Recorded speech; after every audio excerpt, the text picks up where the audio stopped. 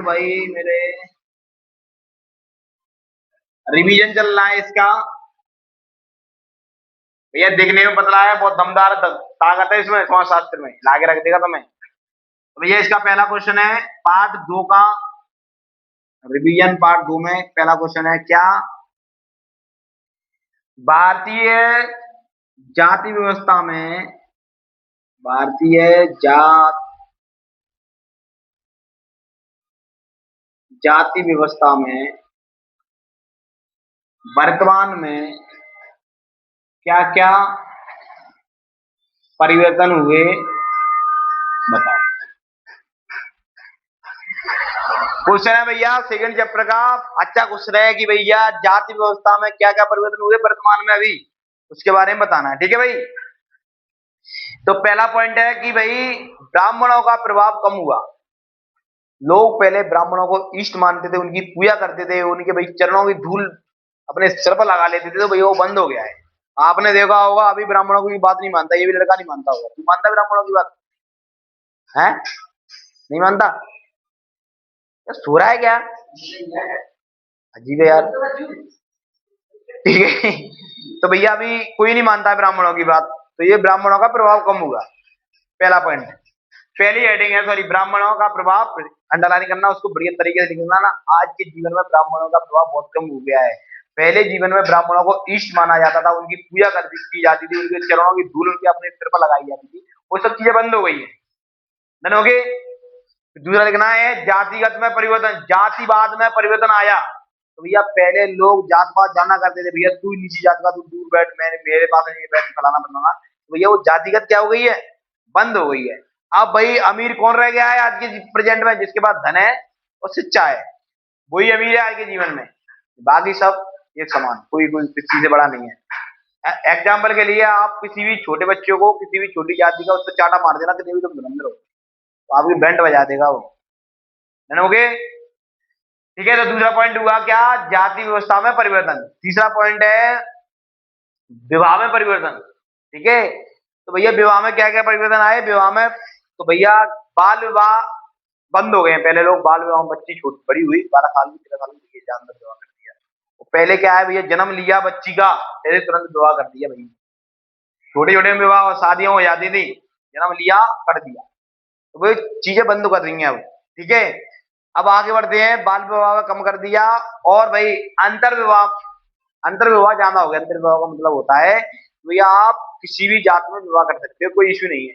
सरकार आपको अंदर अलग जाति में विवाह करने के 2.5 लाख रुपए देती है, पर ऐसा करना नहीं है, गलत रहती है ना, ये अपनी जात के खिलाफ होता है। जानोगे?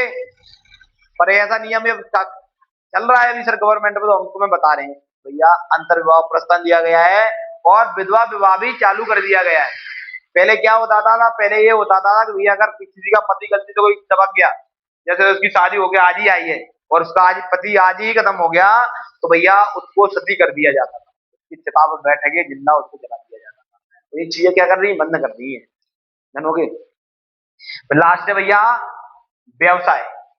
तो भैया परंपरागत व्यवसाय को बंद कर दिया गया है। नया नया व्यवसाय, नई पीढ़ी के नई उद्योगों से चालू कर दिया गया, वो नया व्यवसाय चालू हो गया। परंपरागत व्यवसाय स्थायी रूप से बंद हो गया है। नए नए व्यवसाय आपने देखा होगा कि आपको पेप्सी बोलती है, इसको कोल्ड ड्रिंक बोलती है।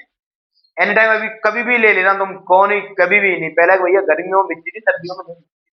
अब सर्दी गर्मी बरसात कभी भी, और लोग भैया इतने आदि हो गए सर्दियों में पेप्सी पीते, पता नहीं कैसे। हम तो गर्मियों में भी नहीं पी पाते, सर्दी तो कर ली जाती, इतने पैसे ही नहीं है भाई। चलो ठीक है, डन हो गए।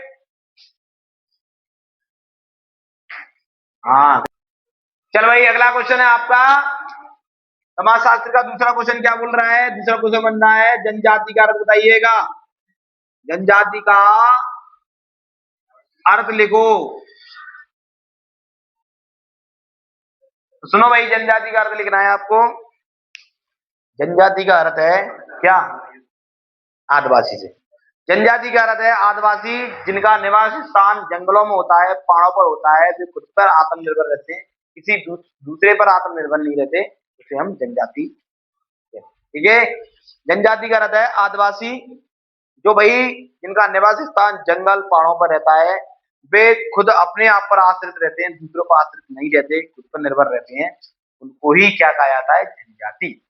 देन ओके, अब नेक्स्ट क्वेश्चन कह रहा है कि भाई जनजाति जनजाति समुदाय का विकास, जनजाति समुदाय का विकास, जनजाति समुदाय का विकास किस क्षेत्र में सबसे ज्यादा हुआ है? जनजाति समुदाय का विकास किस क्षेत्र में सबसे अधिक हुआ है? डन हो गए। जनजाति समुदाय का विकास किस क्षेत्र में सबसे अधिक हुआ है, ये आपका क्वेश्चन है। तो सुनना भाई, जनजाति समुदाय का विकास शिक्षा क्षेत्र में सबसे अधिक हुआ है। जनजाति समुदाय का विकास शिक्षा क्षेत्र में सबसे अधिक हुआ है।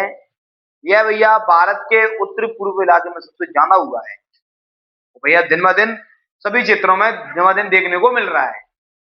और बोलोगे भैया एग्जाम्पल के लिए, उदाहरण के लिए आप देख सकते हो, भारत देश को एक जनजाति महिला जो संपूर्ण रूप से जनजाति है यानी कि द्रौपदी मुर्मू चला रही है। किसको? भारत देश को, पूरे देश को एक जनजाति की महिला चला रही है। ठीक है, ओके, द्रौपदी मुर्मू जो संपूर्ण रूप से